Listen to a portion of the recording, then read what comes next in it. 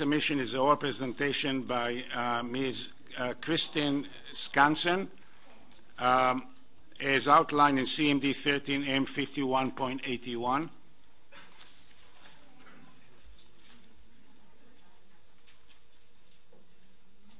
Ms. Scansen, the floor is yours.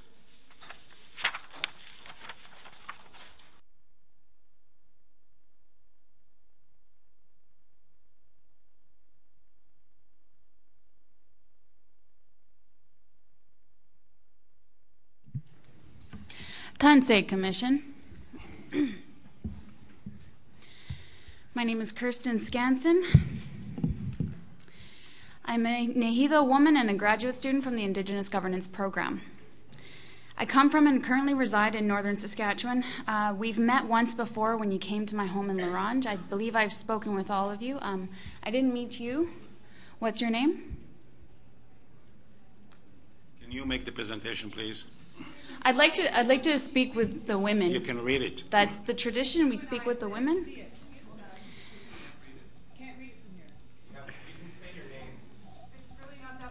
Can you proceed, please?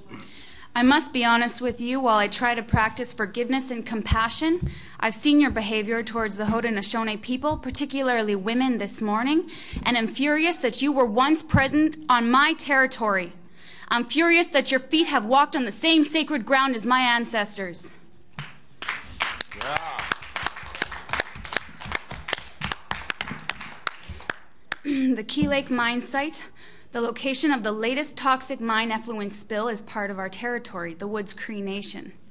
I stand with my Dene relations on whose territories the other mines are situated, and who live downstream from the uranium mines, mills, and tailings in northern Saskatchewan. I am furious that you disrespect Indigenous peoples across the region that you call Canada. I am a member of the Committee for Future Generations, a group of Indigenous men and women who, with our settler allies, stand and fight the Canadian uranium industry at its source in northern Saskatchewan. I also stand in solidarity with the people of Toronto who have shown to the Commission today and yesterday a nearly unanimous rejection of the continued operation of the GE-Hitachi plant at 1025 Lansdowne Avenue. Finally, I stand in solidarity with the Haudenosaunee peoples on whose stolen territories these meetings are currently taking place. Right. I have been sitting here. Can you please stop the video? Can you please, officer, please? I have no problem with him continuing the video. I have a problem with it. I have no problem. The people of this territory have no problem with him being there. You have no authority here.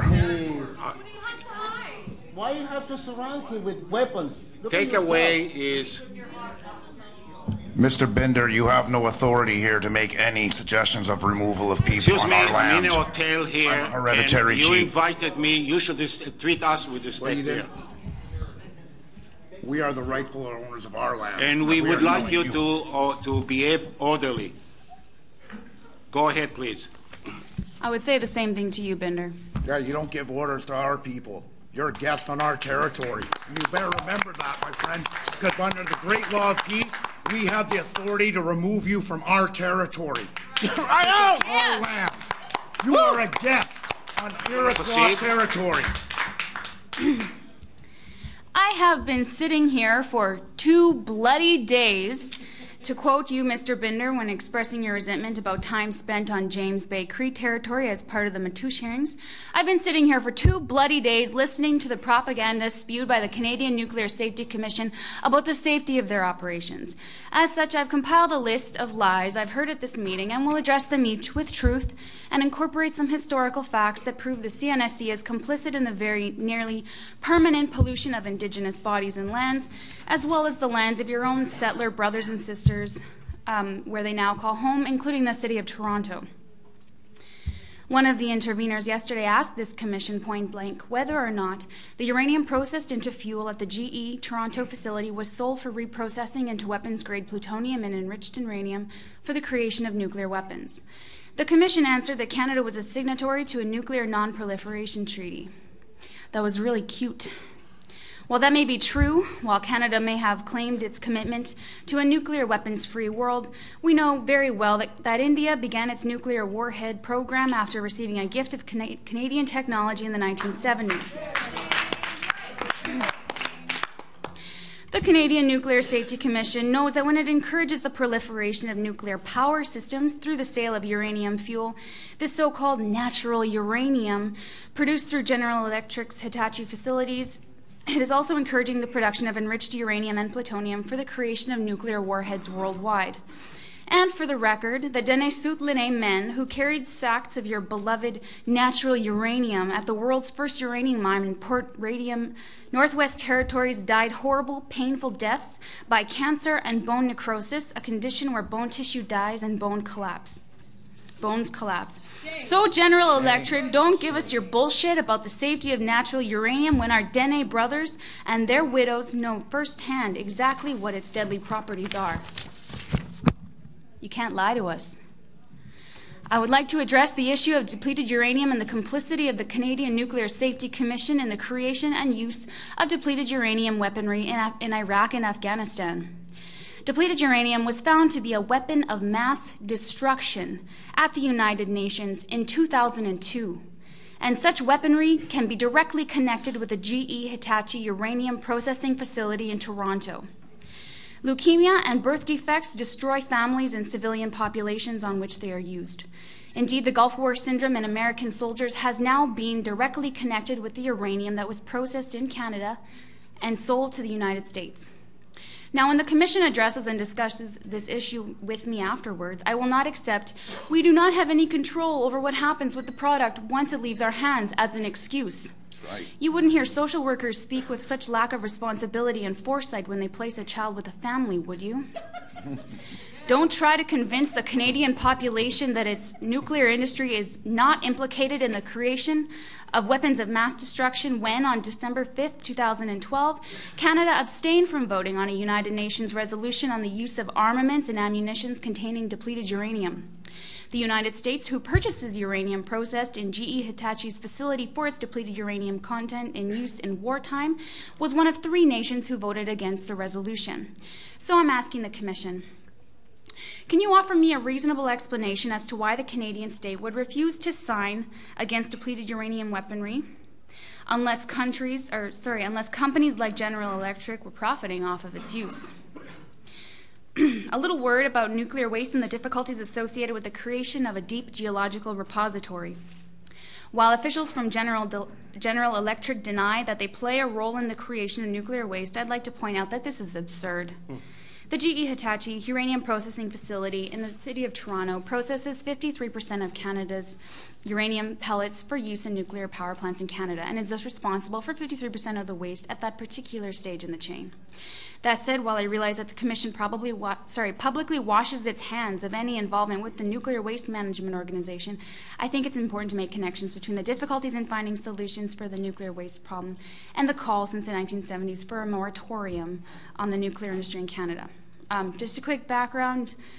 Spent nuclear fuel is millions of times more radioactive than uranium ore.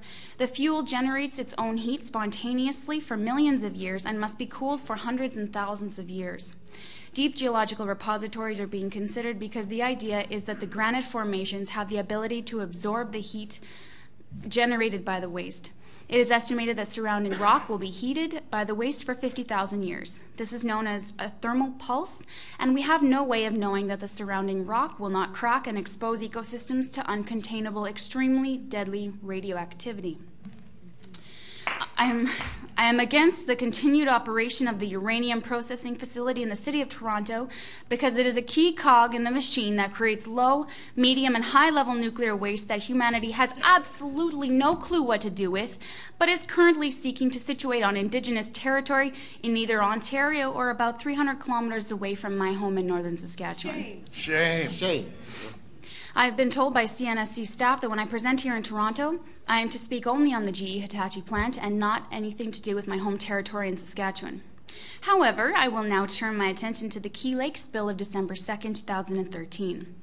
If it weren't for my attendance here in Toronto, some 3,300 kilometers from my home community, I would have not ever heard of this spill. I am on the CNSC email listserv, and I did not receive an email on this. Though I have read the report since, it's about 4 sentences long, I cannot figure out what the chemical properties are of treated reverse osmosis permeate water, or whether or not it's radioactive, what kind of metals are in it. I know that what Cameco and the CNSC refer to in that accident report as receiving environment is in fact Dene territory and the bodies of Dene men, women, and children. As has been stated to your commission previously, your ancestors signed treaties with my ancestors, the basic tenets of which are that we would accept you as family and you would have the great privilege of residing on our territories with us as our relations. Cousins, in exchange, you agreed not to damage or exploit the land.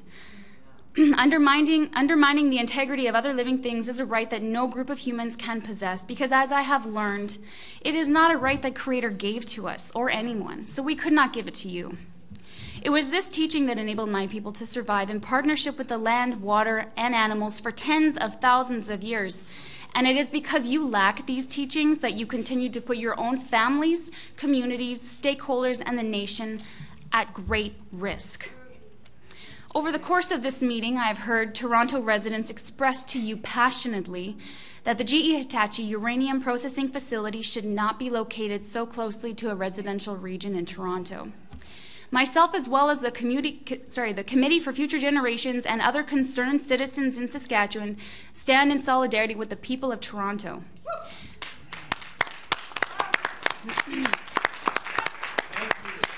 We agree that a uranium processing facility should not be located in the city of Toronto because it should not be located anywhere at all. Yeah. The nuclear industry does not belong in Canada, nor does it belong anywhere in the world. So to summarize, I have 3 questions for the Commission to answer. 1, can someone from the CNSC staff tell me what, if any, heavy metals were released into Dene-South-Dene territory on December 2nd, and whether or not they are radioactive? And in case you tell me, Binder, in advance, in case you tell me that this is not an appropriate subject for this hearing, I spoke with a senior communications advisor through email today, and she actually said that she encouraged me to ask these questions, and that the appropriate CNSC staff who would be available to answer are actually here in the room today. So I'm in the perfect place, and I can show you the email. The second question is, the last time we spoke, I asked you to expand your commission membership to include an expert on renewable resources. My question is, why hasn't this been done? My third question is, does the Canadian Nuclear Safety Commission deny its involvement in the sale and export of uranium for enrichment in the United States for the creation of weapons of mass destruction in the form of depleted uranium weaponry? Thank you. Yes.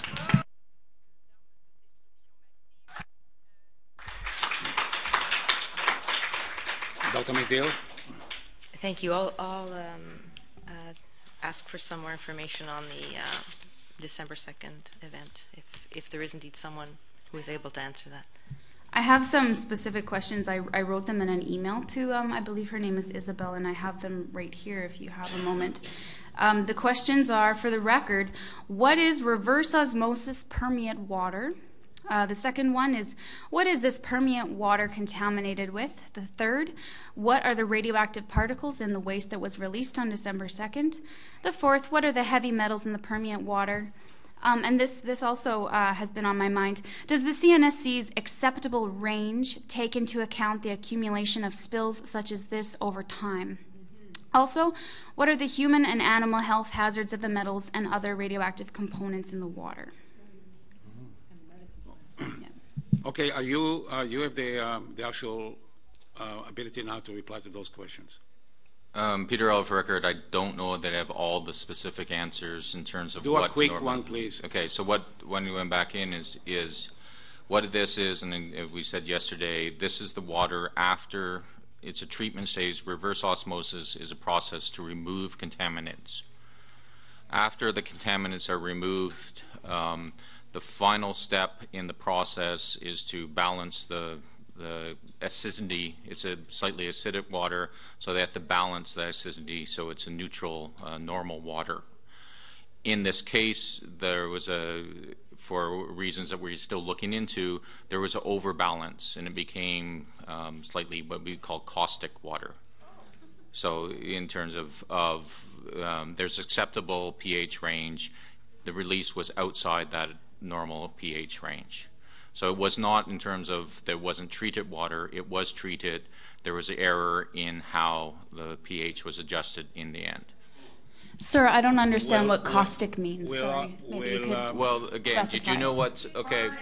Oh, well, can I try then? I'm trying to use acidic. In the pH, you can have something that's acidic. The opposite of would be something that is not acidic, would be alkaline. Alkaline. I'm trying to make it basic. Sorry, it is alkaline. So this was alkaline water rather than what's supposed to be a neutral water. How were the communities informed about this? We are not going to go into a Key Lake discussion right now. Your question will be replied. If you send a 5 question to our staff, you'll get a reply. I already sent it, and I already got a message saying I should, and I am encouraged to ask these questions during my presentation to the Commission this afternoon. Dr. McDill? This afternoon. Your staff told me that I should ask it right here.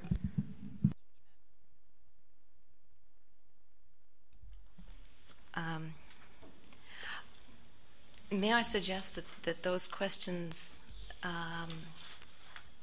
go a little offline, because when we're talking about something like reverse osmosis, if the first step is the explanation of reverse osmosis, that's going to take a few minutes. And then the next step is the difference between acidic and non-acidic.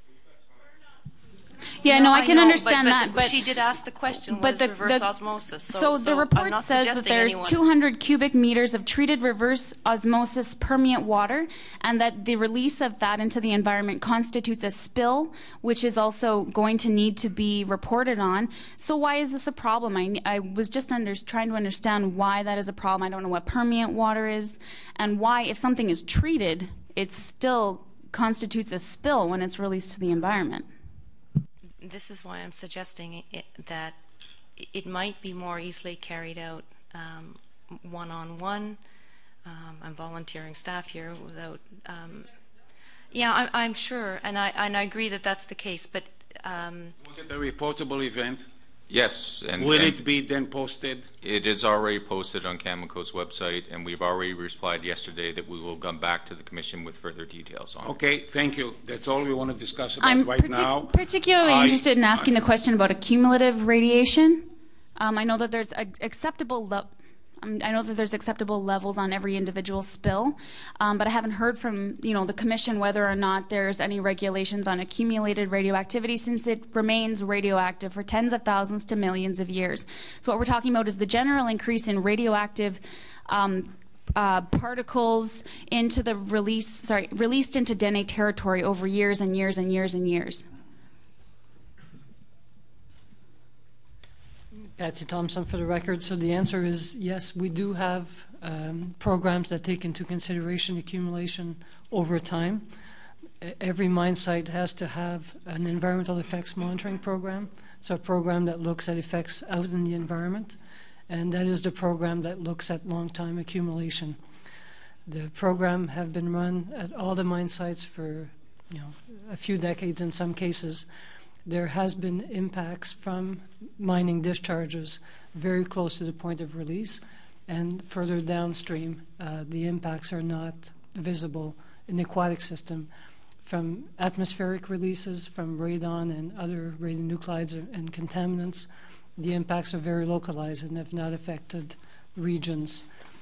We have done detailed risk assessments, and there is no evidence of any accumulation of radionuclides in environmental pathways and in food that people eat around the mine sites. Those are lies. A report came out from the Sierra Club of Canada that says berries are contaminated with uranium, as are blueberries, as are lichen, which are eaten by caribou, which travel all over the territory and which are eaten by my family. I guess you don't want an answer. You just want to read somebody else's answer. You just got an answer from the CNSC. Okay, well then I have another answer for you. She lies like Then I have another answer for you. Radon gas is released from the tailings. After 3.825 days, which is the half-life of radon, it turns into polonium.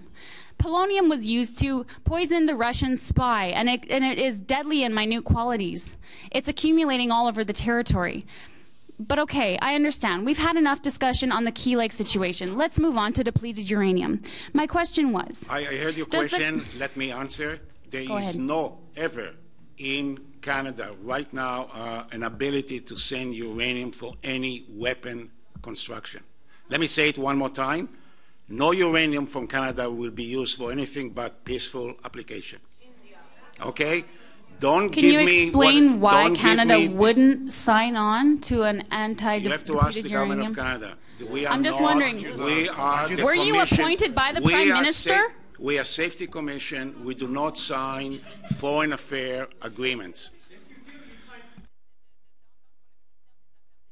No, we don't. Weren't you just in Kazakhstan signing something? We signed at the You can tell me about that if you like. Okay, I guess you guys don't want to read and don't want to listen. The nuclear cooperation agreement are signed by ministers of foreign affairs. The administrative arrangement is where the assurance that we give with a regulator on the other side that no uranium material from Canada will ever be used for anything else but peaceful applications. Okay. That's the same thing you said in the 1970s. Thank you for your intervention. We are going to break now for 10 minutes coffee break. Thank you. Okay, could you people please vacate those seats? Because you're intimidating staff and other people. How's that? Can you please move back? They have guns and we have words and a feather. Listen, it's going to be very simple. You're either going to move back and respect the rules of procedure of the Commission, or we will shut down the hearing now. We'll see you later, because this is our land and our territory. We don't take orders from someone that is not of our government. You invited us. You invited us. We didn't invite you on our territory, sir. Think about Aboriginal hospitality for a change. So you invited us to come here and listen. We've been listening to you. We want to have another 2 or 3 interveners the opportunity to speak. Be courteous enough and move back. Allow the staff to come back. Allow GE staff to come back and to be heard. And to allow us to do another round of questions. These women and these people are not moving. I think they need to make that This decision. meeting now is over. You have to listen to